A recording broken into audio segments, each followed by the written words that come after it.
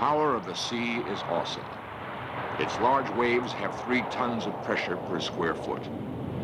A wave 10 feet high and 1 mile wide has more than 300 million pounds of power, a force equal to an atom bomb.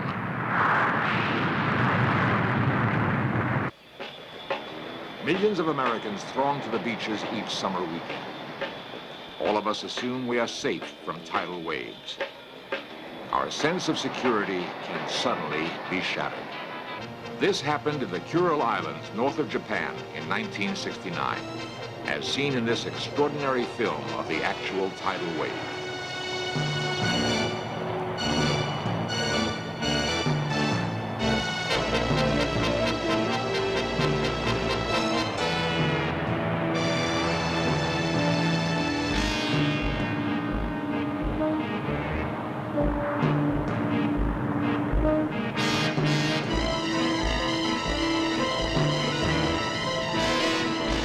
In 1979, tidal waves killed 200 people in Indonesia.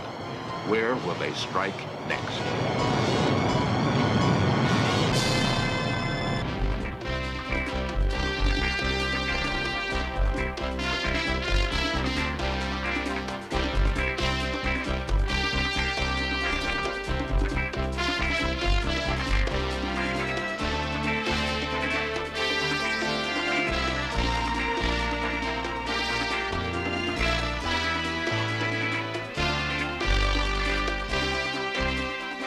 This series presents information based in part on theory and conjecture. The producer's purpose is to suggest some possible explanations, but not necessarily the only ones, to the mysteries we will examine.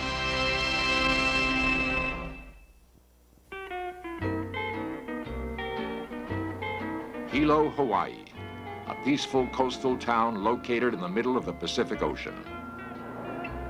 Few places in the United States are as blessed with the combination of sun, sea, and beautiful weather as Hilo, Hawaii.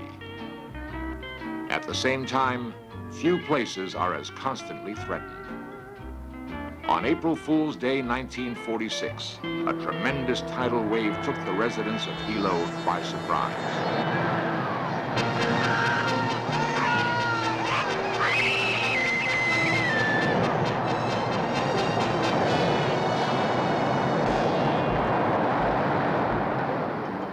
The tidal wave raced up the town's main river, destroying Hilo's only railroad. These photographs show a man on the dock being swept to his death by the giant wave. Seconds later, he is gone. More than 170 people were killed. Hilo was left a water-soaked ghost town, still vulnerable to another tidal wave attack at any time. Nothing makes us feel as helpless as facing natural disasters.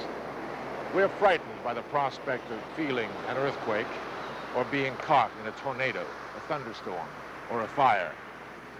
None of them strikes with the suddenness and savagery of the so-called tsunami, the Japanese word for tidal wave.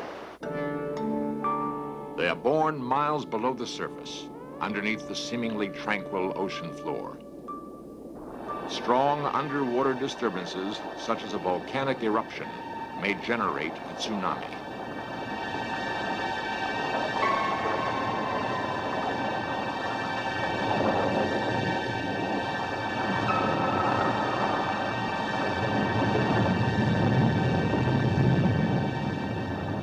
Underwater earthquakes are the most common cause of tidal waves.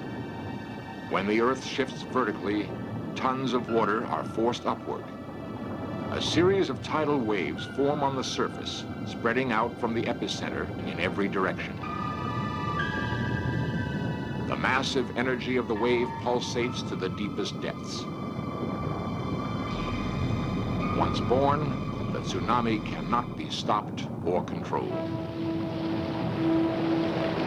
From this origin, tidal waves travel thousands of miles, losing very little energy. On the open ocean, the wave is only a few inches high, passing undetected beneath ships at sea.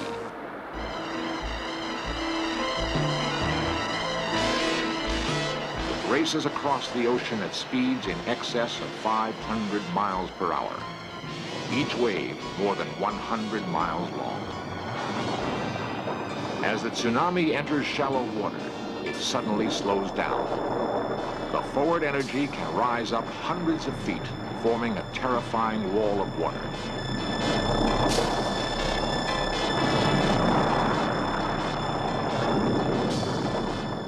The tsunami that hit the island of Oahu in 1946 shows how a seemingly harmless wave can quickly inundate a shoreline.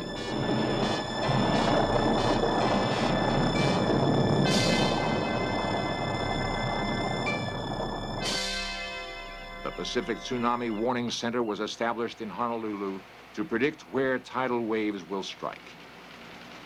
Seismographs monitor the Pacific for earthquakes which can generate tsunamis. The Warning Center is in constant touch with tide stations throughout the Pacific. These stations measure changes in the water level, indicating a tidal wave's exact location and direction. Once its location is known, the wave's estimated time of arrival to any area can be calculated. A warning can then be issued. These procedures were in full operation at the Warning Center on May 22, 1960. In Search Of will recreate the events of this day, a day the residents of Hilo will never forget. 9:38 a.m. 7,000 miles away, a tremendous earthquake shatters the coast of Chile.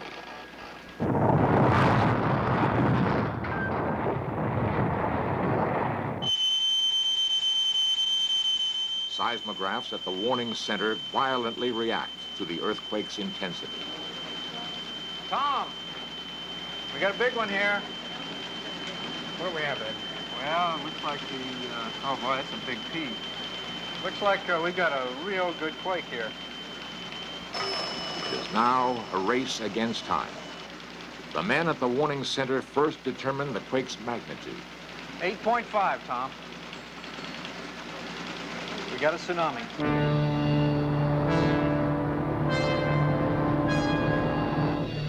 Throughout the morning, the residents of Hilo, Hawaii go about their usual business, as yet unaware of the sequence of events taking place. 10:27 a.m. Tide information is requested from Valparaiso, Chile, the closest tide station to the epicenter. From Chile, it will take the wave 15 hours to reach the Hawaiian Islands. 12:18 p.m. The first tide report comes in from Chile. Here's Valparaiso reporting unusual wave activity. Yeah, we've got a good wave here. We better give a Pacific-wide advisory. We do have a tsunami spreading across the Pacific.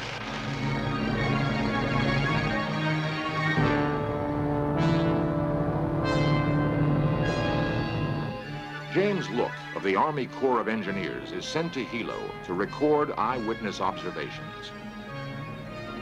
So little was known about a tsunami's impact that a first-hand account was deemed extremely valuable. James Look decides that a bridge on the bay itself is a safe location. He starts to record normal changes in the water level and currents.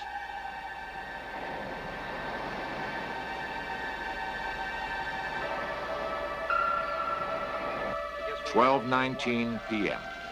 The decision is made to issue a preliminary bulletin to the Hawaiian Civil Defense. This is a seismic sea wave advisory bulletin. A severe earthquake has occurred in Chile. It is possible that damaging sea wave has been generated. We do not know at this time, but tide reports are expected late this afternoon. At 5 o'clock, the wave passes the halfway point to Hilo. It has been 14 years since the last major tsunami. Forgotten is the fact that Hilo's bay acts as a funnel, sucking in a wave, further magnifying its height and destructive force.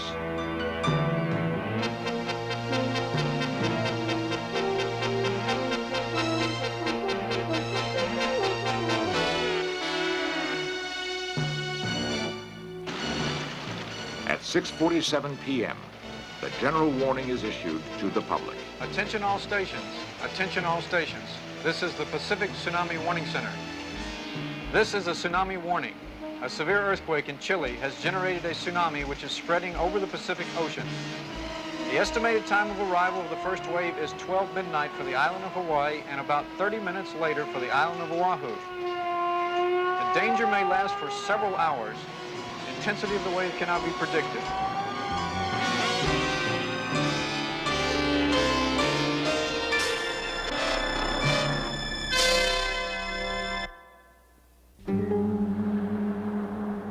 p.m., May 22nd, 1960. The tidal wave races toward the Hawaiian Islands. Tide stations closer to Hawaii begin reporting to the warning center. We're getting some information from Tahiti. They're reporting unusual wave activity at 09 p.m. our time. Hilo is only 3 hours away. From his observation point on the bridge, James Look waits for the water to recede, the first sign of the tidal wave's approach. Hilo's fishermen know the sea. They rush towards open water, hoping to escape the wave's devastating impact. Shortly after midnight, a small wave enters the bay. It has been 15 hours since the earth shook in Chile. The men who have relentlessly tracked the wave are now powerless. 12:40 a.m., a second wave enters Hilo Bay. Ignoring the warnings, curious residents come to the shore. These actual photographs were taken minutes before the giant wave struck.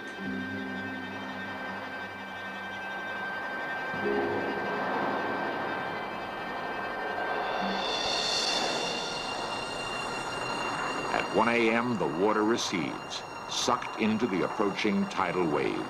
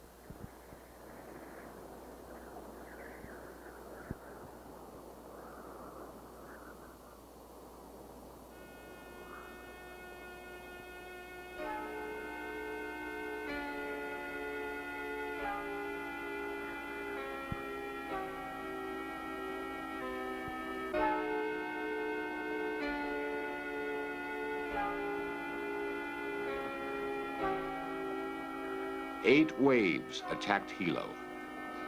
More than 250 homes and businesses were demolished, another 300 damaged.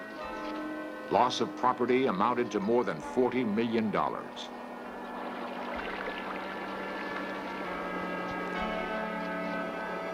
61 people were killed. Another 200 were caught in the wave. James Look's body was found near the bridge he had thought was safe. Ironically, his detailed notes and eyewitness accounts were lost.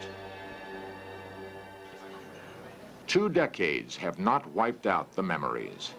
This mark here shows the 1960 May 23rd tidal wave.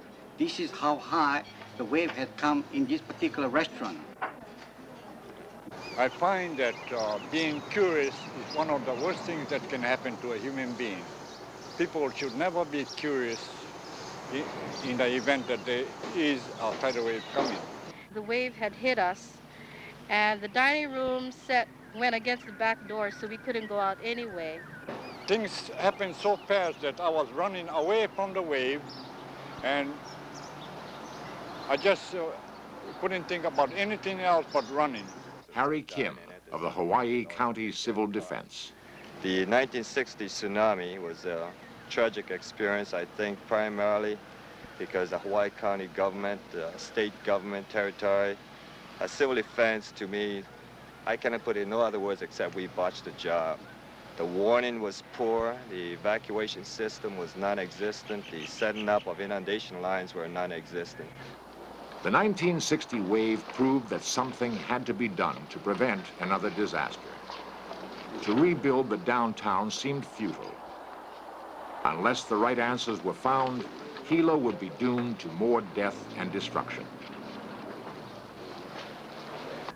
The Look Laboratory, named after James Look, was set up at the University of Hawaii to help solve Hilo's unique problem. Simulated waves are generated in wave tanks. Preventing tidal waves seems unlikely, but scientists such as Professor Franz Gerritsen hope they can improve tsunami predictions. Dr. Gerritsen explains why Hilo is so vulnerable to tsunami attack. The city of Hilo has been hit hard several times from various tsunamis. Hilo is situated on a bay inside of a harbor, and the geometry of the bay and the special location of the bay make it very vulnerable because tsunami waves that arrive in the area are magnified, as you may call it, inside the bay and create large run-ups near the shoreline. Such happened in the 1960 tsunami wave in Hilo, when a breaking tsunami wave entered Hilo Bay and did great damage on the shoreline. The residents of Hilo had had enough. Their solution? Rebuild the devastated downtown away from the shore, away from the wave's destructive force. A 300-acre park now confronts the sea. The open park space acts as a buffer, protecting the 27,000 residents of Hilo. When the next giant wave strikes, hopefully only trees and grass will be destroyed. Since World War II, more Americans have been killed by tidal waves than by earthquakes. Most of the United States is relatively safe from tsunami attack. But the possibility does exist that the violent forces of the earth and the sea may combine, sending a tidal wave speeding toward our populated shores.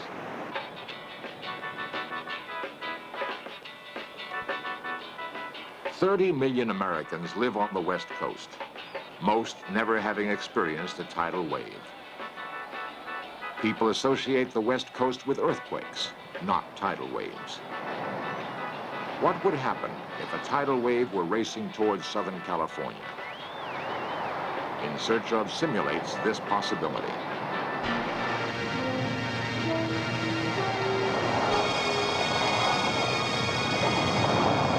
Let's assume an earthquake rocks Japan, generating a tsunami. Commander Ed Bernard of the Pacific Tsunami Warning Center will issue the alert. Tsunami's heading for the West Coast. We better issue a tsunami warning supplement. Okay, Ed. The expected time of arrival of the wave on the West Coast is 4 hours. The Coast Guard in Los Angeles would receive the bulletin. Okay, just got a tsunami warning. The ETA, Southern California, is about 4 hours. You want to take care of the UMIB, I'll take care of the warning message. Handle San Diego and go north. I'll take Santa Barbara, go south with the harbor departments. Right. All Coast Guard vessels, this is RCC channel 83. Roger, a tsunami has been generated off of the Japanese coast. Approximately ETA is 4 hours. 4 or 5 minutes Take ago. necessary evasive action. Attention, attention. This is a tidal wave warning. The tidal wave may strike this beach. Please evacuate immediately and move to higher ground. Attention, attention. This is a tidal wave warning. The Pacific Tsunami Warning Center has issued a tidal wave warning for Southern California. the Civil Defense has called for an immediate evacuation of all coastal areas. The U.S. Coast Guard advises boat owners to move their boats out to sea immediately. The police ask curiosity seekers to stay away from the coast.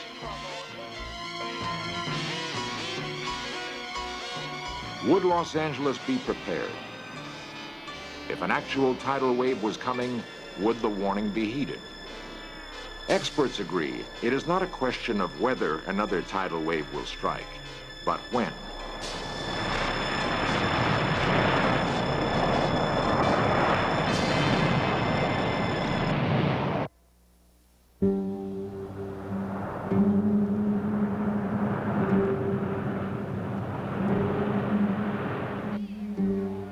What scientists fear most is a tsunami caused by a local earthquake. Lieutenant Stephen Froelich of the U.S. Coast Guard. If an earthquake occurred fairly close to the coastline in Southern California, in other words, maybe a couple miles offshore, we would probably not have time if a tsunami was generated to really warn anyone. Hopefully, if it was that close, we wouldn't have to worry about it building up enough to have any great effect. But if there was, it would be almost instantaneous. If a large earthquake occurred in Southern California, if you were on the beach, you felt the earth shaking strongly enough that you had to hold on to something to keep from falling down, that's nature's warning to you. We cannot possibly get a warning to you in 5 minutes, but you can save yourself by getting to higher ground.